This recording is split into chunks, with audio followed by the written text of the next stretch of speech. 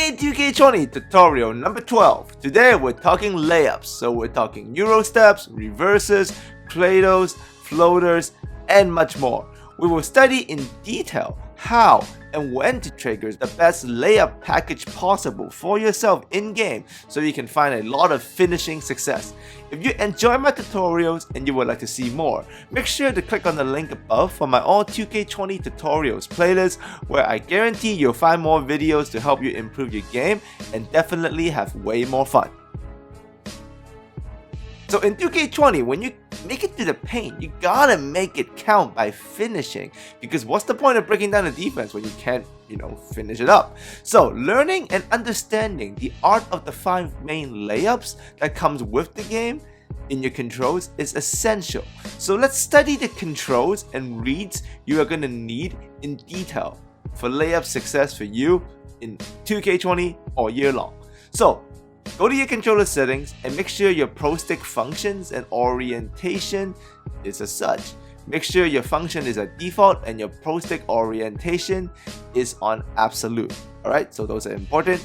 So you have 5 layup options in 2K20. You got normal, reverse, Euro, cradle, and floater.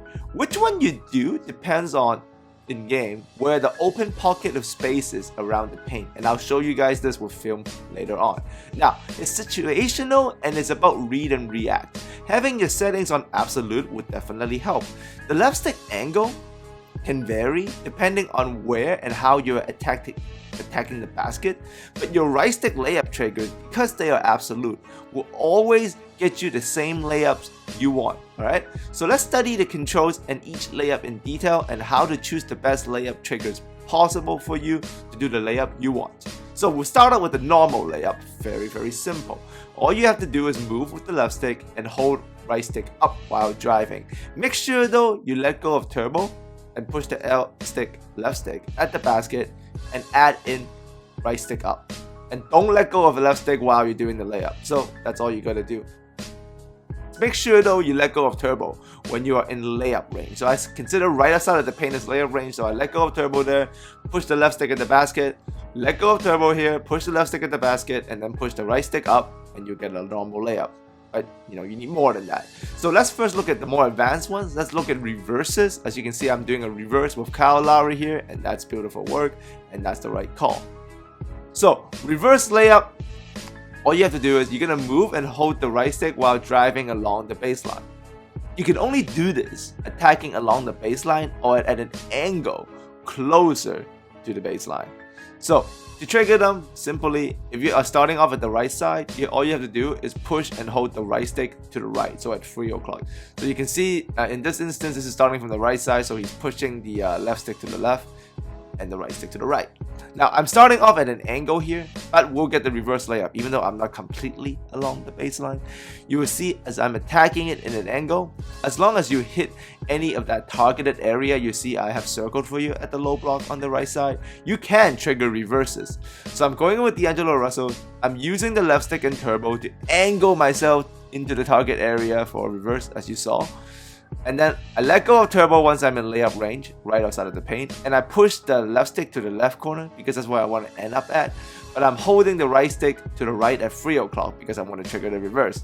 I do so, get the reverse animation, and if that's the right read sometimes, that's the right finish that I'm going to need. So left stick will be pushed at different angles depending on how you're attacking the basket, but the right stick will always be either pushed to 3 o'clock and 9 o'clock, left or right, depending where you start because of your absolute settings, right? If you're starting from the right, you're going to push the right stick to the right. If you're starting from the left, you're going to push the right stick to the left.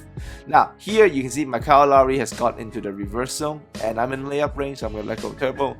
And the help defender is in front of me, Draymond, but no one is on the reverse side, so that's the read to do a reverse. So I do just that, push the right stick to the left, push the left stick to the right, get to the block, let go of turbo, and I reverse it up right there.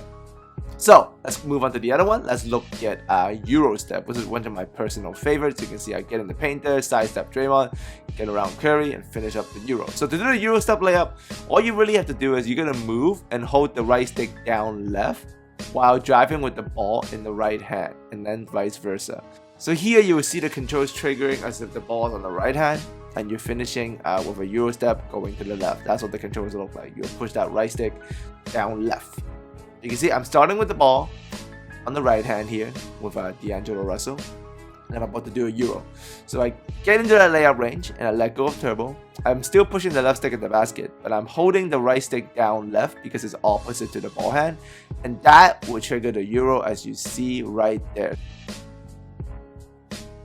So same thing, this time the ball is in the left hand for Clay. I'm in layup range, let go of turbo, push the left stick at the basket and hold the right stick down right, no turbo. That's Clay's Eurostep with the ball on the left hand. Here you can see in a 5v5 setting, I get by the defender. There's no defender on the opposite low block, so that means Eurostep because there's a bunch of defenders right in front of me. So I gotta get to that opposite low block right there to the right, and that means because the ball is on the left hand, for me to finish off on that right low block, I got a Euro. So I'm gonna push the right stick down right while still angling the left stick at the basket. That triggers the Euro, helps me get into that pocket of space and finish it up beautifully right there. Now let's take a look at Cradles, which I believe has gotten a huge improvement in 2K20 and they're much more effective than previous years. So to do a Cradle layup, you're going to move and hold the right stick down right while driving with the ball in the right hand. So you can see the controls that are being triggered in this instance is as if the ball is on the right hand and the user is driving at the basket. That's what it will look like. You will push the left stick at the basket, and if the ball is on the right hand, you're going to push the right stick down right. So this is essentially opposite from the Euro. So right hand down right, left hand down left to trigger the Cradle. So you can see I have D'Angelo Russell here. The ball is in the left hand and I'm in layup range, so I'm going to let go of turbo. But because the ball is in the left hand, that means for me to trigger the Cradle, I'm going to push the right stick down left while still angling the left stick at the basket. That's what I'm doing because the down left is where the ball hand is, completely opposite from the Euro. This will trigger the Cradle, and you can see D'Angelo protects the ball right there, still finishing going to his left hand. So Clay is, in this instance, ball's on the left hand. I'm in layup range, push the left stick at the basket, let go of turbo, and hold right stick down left where the ball hand is. That's going to trigger a Cradle for Clay. As you can see, he protected the ball and he went straight up. You can learn this sham, got a tutorial number 9 in my all tutorials playlist to create the space, but as I get into the pocket of space, there's no help defense in front of me, but there's a help defender Draymond on the opposite right block, so no Euro here. The defender Curry is on my side. That's the perfect Cradle read. When you have the on-ball defender on your side, but there's no help defender in front of you, but the help defender is on the opposite side, you Cradle. So since the ball's on the left hand here by Kyle Lowry, I'm going to angle the left stick at the basket, let go of turbo, and push my right stick down left to get the Cradle. You can see Lowry protects the ball, seals it from Clay, kind of goes up very strong against Curry because that's what the Cradle layup does. Avoids Draymond's help defense, 2 points.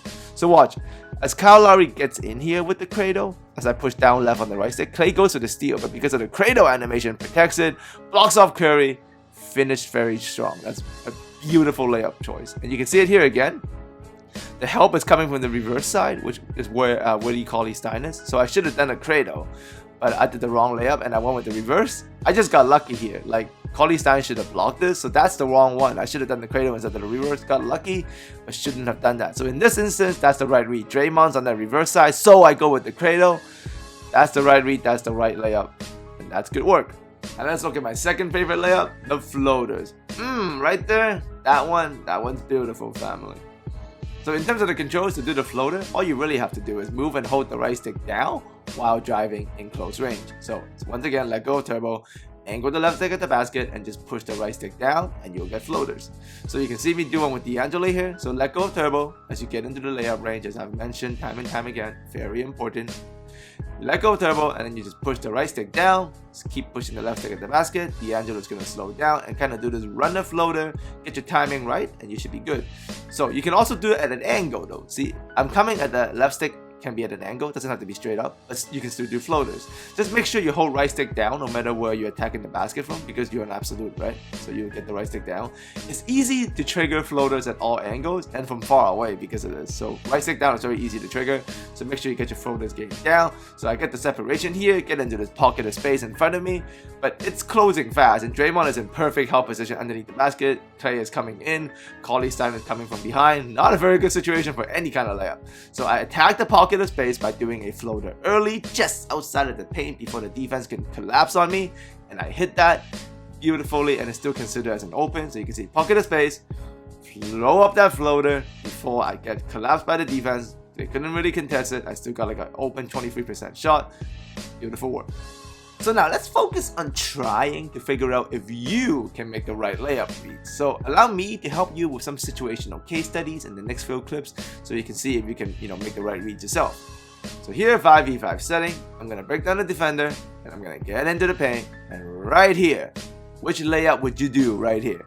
So there's no one on the right block, but there's two defenders are closing in from the front and side, which means you got to attack that right block. And since the ball's on the left hand, to attack the right block, that's right, family, Eurostep. So push the right stick down right to trigger this Eurostep while you're attacking from the left side. And that's a good read. So 13% cover, so that's an open shot. So good dribble move there, seal the defense, but which layup right here? What would you do? Curry is sealed to the side, but there's two help defenders in the paint. Draymond's right in front and Cauley-Stein is coming in, so what would you do?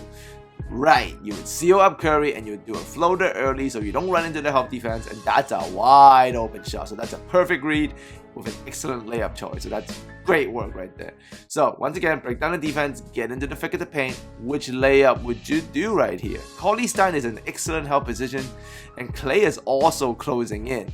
So in this instance, and Curry's trailing, so I'm going to stop and flow up that floater from a distance, because you can always finish a layup early with a floater. So if there's too tight in front, just do a floater and you will most likely get an open shot.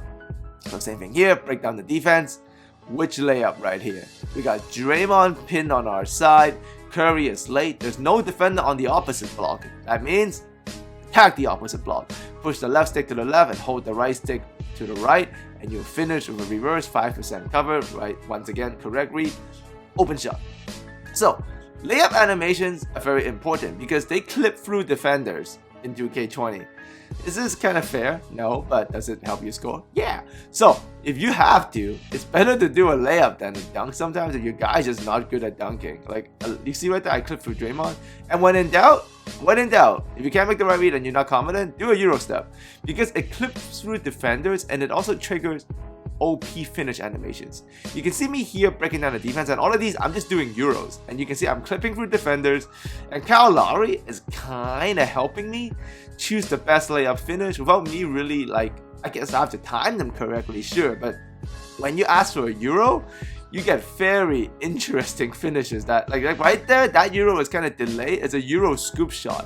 There's no way to trigger a Euro scoop shot. There's only a way to trigger Euro, but because you trigger the Euro, the player's ratings kind of kick in and his badges, so you get way better finish animations on Eurostep. So unless the situation is completely not viable for a Euro, I would suggest you Euro. But floaters are also very big if they're, you have like a wall of defense in front of you. Cradles are also huge because if you know there's a whole bunch of help defenders on the opposite side, you can't really Euro. You should seal up the defender and Cradle, especially if you're strong. Like if you got a LeBron or something, Cradle all day, Cradle all night. Alright? So those are the layup triggers I got for you and the reads you need and the controls you need to know how to do. If you enjoyed this tutorial, add me a like, leave a comment section if you have any questions. I do believe I will revisit these layup finishes throughout the course of the year because they seem to have been significantly improved over last year, and last year layup was already pretty fun and pretty effective. So I'm excited about that.